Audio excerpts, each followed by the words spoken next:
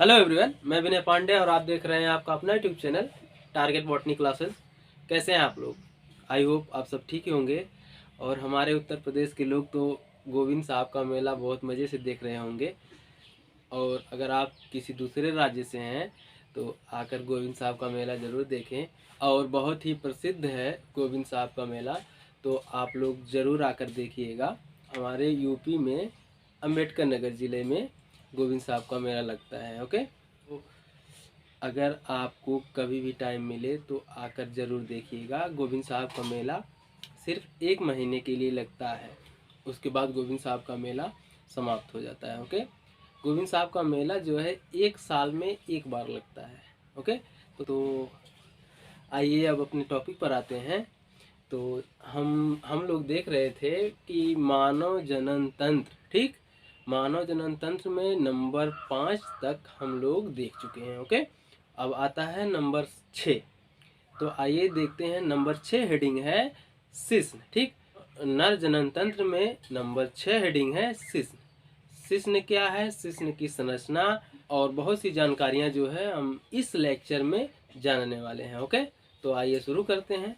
लगता है सर्दी हो रहा है हमको, थोड़ा सा आवाज़ जो है चेंज हो गया है मेरा। तो आइए देखते हैं। देखिए, नर जनन तंत्र में नंबर 6 हेडिंग है शिश्न। इसे इंग्लिश में कहते हैं पेनिस। ओके, तो आइए इसके बारे में देखते हैं। सबसे पहले तो शिश्न क्या है, व्हाट इज पेनिस, पेनिस क्या है। ओके, शिश्न जो होता है नर में बेलन के आकार का यौम उत्थानशील जनन अंग, या उसे इंग्लिश में कहते हैं कॉपुलेटरी आर्गन, ठीक, या फिर लिंग कहते हैं। ओके, मनुष्य में या फिर नर में एक बेलन के आकार का उत्थानशील अंग होता है, उसे जनन अंग या फिर कॉपुलेटरी आर्गन या फिर लिंग कहते हैं। ओके, शिश्न जो होता है त्वचा से ढका हुआ और उदर से लटका हुआ होता है। ओके, और उदर आपको हम बता चुके हैं कि उदर किसे कहते हैं। अगर आप लोग नहीं जानते हैं, अगर हमारे चैनल पर नए आए हैं तो पिछले लेक्चर को देखिए, आपको सब समझ में आ जाएगा उदर किसे कहते हैं। ओके, और उसके बाद शिश्न के 3 भाग होते हैं।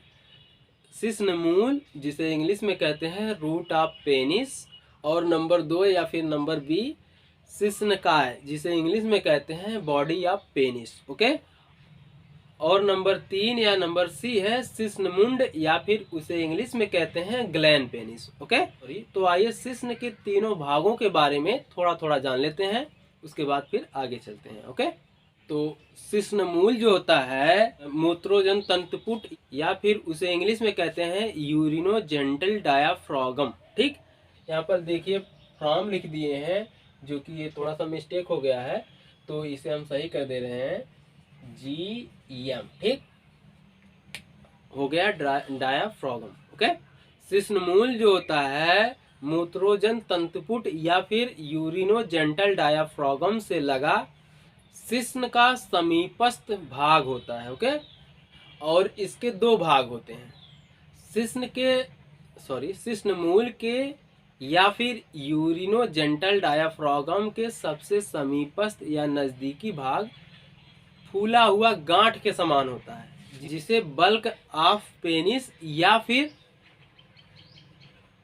शिश्न कंद कहते हैं। और फिगर में देखिए ये है यूरिनोजेंटल डायाफ्रागम, ठीक। ये भाग जो है शिश्न मूल का, इस भाग को यूरिनोजेंटल डायाफ्रागम कहते हैं। ओके, और उसके समीपस्थ या फिर उसके नजदीकी भाग में एक फूला हुआ गांठ के रूप में संरचना होता है, जिसे कहते हैं बल्क ऑफ पेनिस। देखिए ये यूरिनोजेंटल डायाफ्रागम है, उसके समीपस्थ भाग में ये फूला हुआ गांठ के रूप में जो संरचना दिखाई दे रहा है, ये, ठीक, ये दोनों भाग इसे कहते हैं बल्क ऑफ पेनिस या फिर शिश्न कंद कहते हैं। ओके, तथा बल्क ऑफ पेनिस के दोनों तरफ सुंड के आकार की संरचना होती है, जिसे क्रस ऑफ पेनिस कहते हैं। ओके, पेनिस में नंबर 2 था शिश्नकाय या बॉडी ऑफ पेनिस, तो उसके बारे में भी थोड़ा सा जान लेते हैं।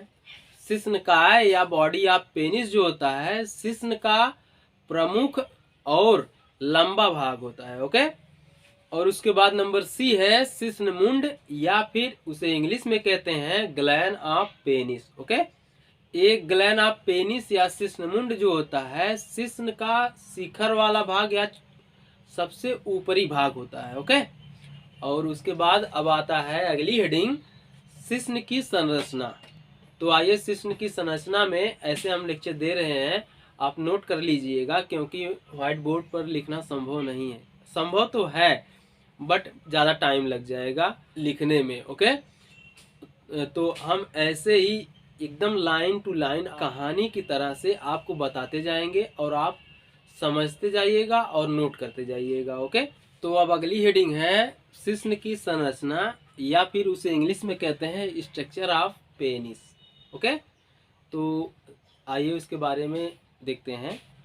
शिश्न जो होता है अपनी पतली त्वचा के नीचे शिश्नकाय एक तंतुमय यौन संयोजी ऊतक में निलंबित 3 स्पंजी अनुलंब डोरियों से बना होता है। डोरियों में से 2 डोरी जो होती है काफी मोटी होती है और शिश्न के पृष्ठवर्ती भाग या फिर शिश्न के ऊपरी भागों में इधर उधर फैली होती है। और तीसरी डोरी जो होती है पतली होती है तथा अधरवर्ती या फिर निचले भाग के बीच में मूत्र मार्ग के चारों ओर होती है। पृष्ठवर्तीय या फिर ऊपरी डोरियों को कार्पोरा कैवर्नोसा तथा अधरवर्तीय या फिर निचली डोरी को कार्पस स्पोंजियोसम कहते हैं। ओके। यहाँ पर देखिए फिगर में देखिए शिश्न के ऊपर वाली डोरियों को या फिर पृष्ठ वाली डोरियों को कार्पोरा कैवर्नोसा कहते हैं। ठीक। देखिए शिश्न के ऊपर की भाग की डोरियां हैं जिसे कार्पोरा कैवर्नोसा कहते हैं। और यह देखिए शिश्न के नीचे की डोरियां जो होती हैं ये जो है शिश्न के नीचे की डोरियां हैं और इसे कार्पस स्पोंजियोसम कहते हैं। ओके। उसके बाद शिश्न का संयोजी ऊतक जो होता है प्रत्येक डोरी के चारों ओर एक दृढ़ खोल तथा कार्पस कैवर्नोसा के बीच एक शिश्न पट्टी बनाता है जिसे इंग्लिश में कहते हैं सेप्टम पेनिस। ओके।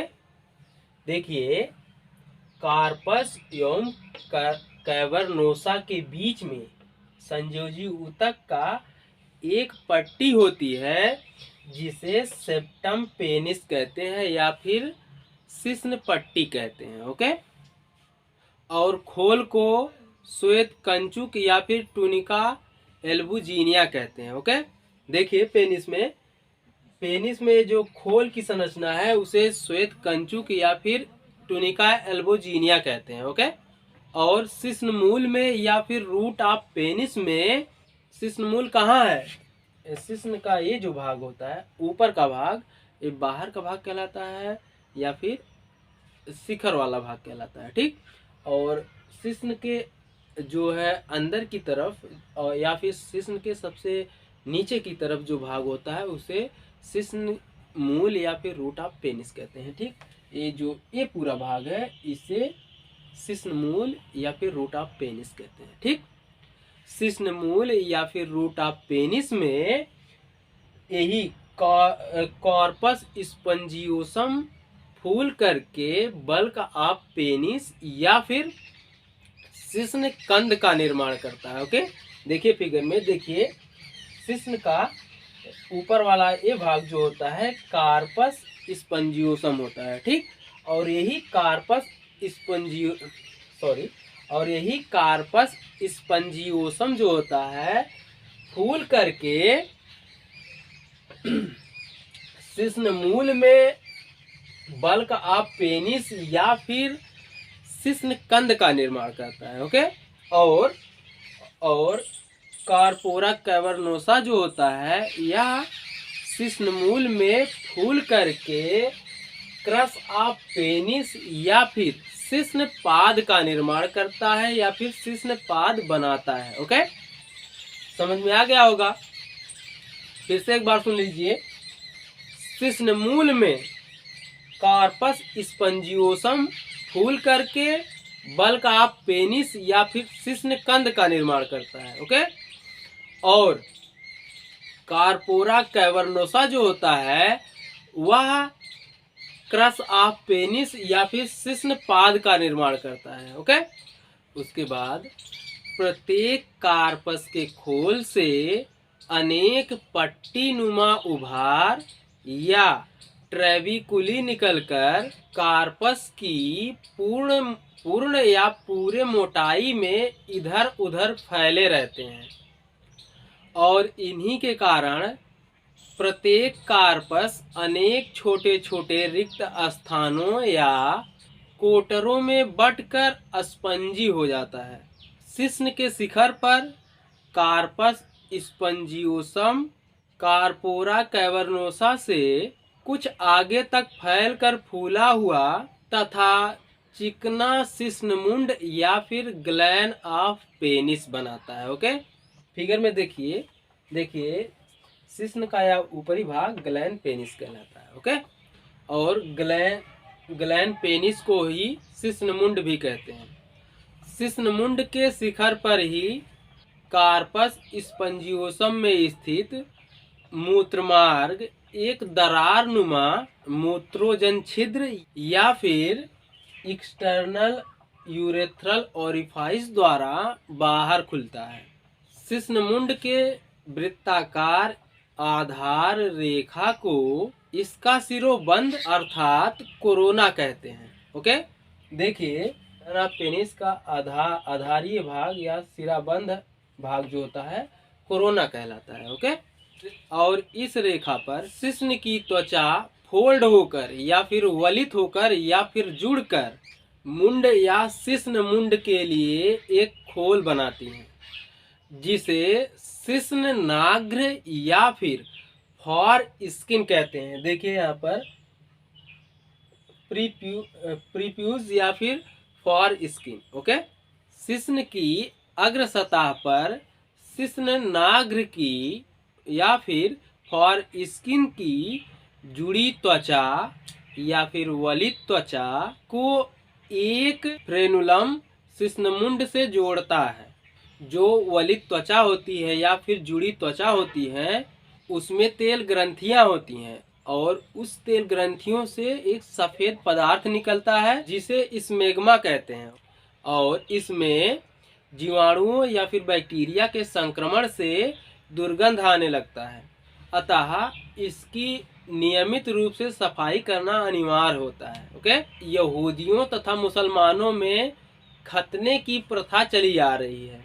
खतने की प्रथा का मतलब जो होता है, खतने की प्रथा में जब मुसलमानों में एक बच्चा या एक मेल पैदा होता है तो उसकी शिशु अवस्था या बचपन की अवस्था में ही शिश्ननाग्र या फिर फॉर स्किन की त्वचा काट दिया जाता है। ठीक। यहूदियों और मुसलमानों में एक कतने की प्रथा चली आ रही है। इसमें क्या होता है, मुसलमान और यहूदियों में उनका जो बच्चा पैदा होता है, जो मेल होता है, उनके शिश्न का फॉर स्किन या फिर शिश्ननाग्र की त्वचा जो होती है काट कर हटा देते हैं। इससे क्या होता है, शिश्नमुंड जो होता है सदैव खुला हुआ होता है और साफ रहता है। ओके। यही कारण है कि मुसलमान में जब मेल या एक बच्चा पैदा होता है तो उसका जो है बचपन में ही शिश्नमुंड के ऊपर की त्वचा जो है काट देते हैं ताकि इसमें बैक्टीरिया का इन्फेक्शन ना हो और इसमें बदबू या दुर्गंध ना आए। ओके। सामान्य अवस्था में शिश्न की 3 डोरियों के कोटर खाली रहते हैं तथा पेशियां सिकुड़ी रहती हैं। अतः शिश्न या पेनिस जो होता है छोटा एवं शिथिल रहता है। ऐसी अवस्था में मूत्र जनन छिद्र से केवल मूत्र निकलता है। मैथुन उत्तेजना होने पर शिश्न धमनी का बहुत सा रुधिर स्पंजी डोरियों के कोटरों में भर जाते हैं और पेशियां शिथिल पड़ जाती हैं। इससे शिश्न या पेनिस बड़ा और कड़ा हो जाता है। बहुधा शिश्नाग्र शिश्नमुंड पर से हटकर इसके आधार रेखा पर सिकुड़ जाता है और जिससे शिश्नमुंड या फिर ग्लैन ऑफ पेनिस नग्न हो जाता है और इस प्रकार शिश्न या पेनिस का तन कर खड़ा होना अर्थात इसका उत्थान शिश्न में रुधिर परिसंचरण पर निर्भर करता है और खड़ा होकर शिश्न या पेनिस मैथुन के समय वेजाइना में या फिर योनि में गहराई तक पहुंचता है। ओके, आज के लिए बस इतना ही और पढ़ते रहिए और जमकर मेहनत कीजिए और ये मत सोचो कि 1 महीने या 1 साल में क्या हो सकता है, ये सोचो कि 24 घंटे में क्या क्या हो सकता है। ओके, मिलते हैं नेक्स्ट वीडियो में, तब तक के लिए जय हिंद, टेक केयर, गुड बाय।